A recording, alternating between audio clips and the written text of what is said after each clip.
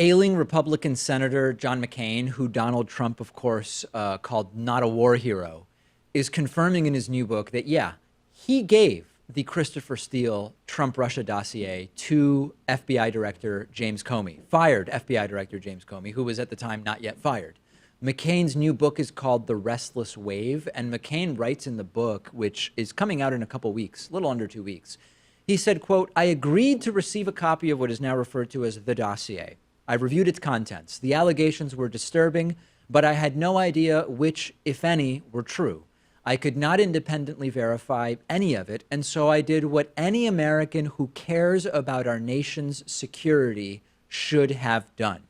And for me, the shock here is not that John McCain made this decision. Most people that have followed John McCain's political career can disagree with the guy's neoconservative views, which of course I do, but wouldn't be shocked for the exact reason that McCain says, that he felt it was his duty to pass this on to the FBI, and that's why he did it. And for me, the more interesting part is the detail that McCain explains in the book about the path of the dossier to him and ultimately to FBI Director James Comey, which confirms that this was not some extraneous, wacky gossip file, right? This was a serious document put together by a respected former intelligence officer, Christopher Steele, and passed through official and respected channels. Like, for example, McCain writes in the book that he spoke with Sir Andrew Wood in November of 2016 about this. Wood is a former British diplomat, and Wood told McCain that, hey, this dossier exists. It was put together by Christopher Steele. So you've got a respected diplomat saying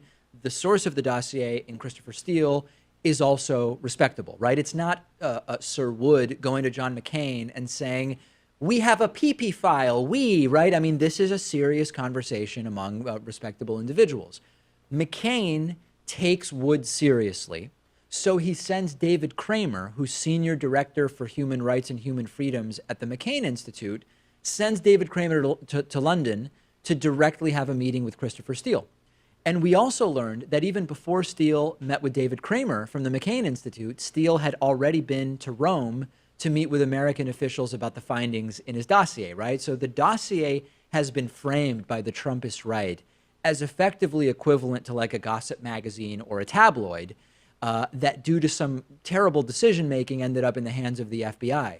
The truth is the opposite, right? This was handled very seriously and soberly because at every step of the way, Christopher Steele and Sir Andrew Wood and American officials in Rome and John McCain and the FBI, everybody was taking it seriously as a document with a respectable source, the veracity of which had yet to be confirmed. It's not the gossip rag that the Trumpist right likes to make it out to be. Yeah, and McCain did the right thing here, even though he doesn't like Trump. He did the right thing by going to the FBI with the dossier. Could you imagine if, say, Devin Nunes got a dossier about Barack Obama and it was filled with damaging information against the former president? He would go right to the public with it, I think. Absolutely. And I think that that's an element of it, but also just make a counterexample sort of thought experiment, right? Imagine that McCain got this and didn't pass it along. And then, of course, over time, we know that the allegations in the dossier relating to Carter Page and different interactions, there's a long list of stuff, not the PP tape, but a long list of stuff in the dossier that's been verified. Imagine if all of those stories came out individually, and a year and a half later, John McCain says, oh, you know what? I was given a dossier that said a lot of this stuff 18 months ago, and I just didn't think to mention it to anybody or pass it along official channels. He'd be slammed for that. The obvious right thing to do was what John McCain did, and the idea of criticizing him for it, to me, is absolutely and totally ridiculous. Definitely would have tarnished McCain's reputation. Absolutely. And maybe even more, maybe legal repercussions, although there are outstanding circumstances in his case, of course. Yeah, no doubt about that. So I think the genesis of this dossier has been a big element of trying to sort of break it down, and almost everything that we've heard about the genesis of the dossier has been untrue. And by the way, I did a debate earlier this week or late last week on the Tom Woods show where I debated former CIA analyst Ray McGovern about Trump Russia. And he would mention offhandedly multiple times during the debate that nothing from the dossier has been confirmed. And it's simply untrue, right? Like at this point, they are just saying demonstrably false things. And that continues to be part of the narrative. Christopher Steele was unreliable.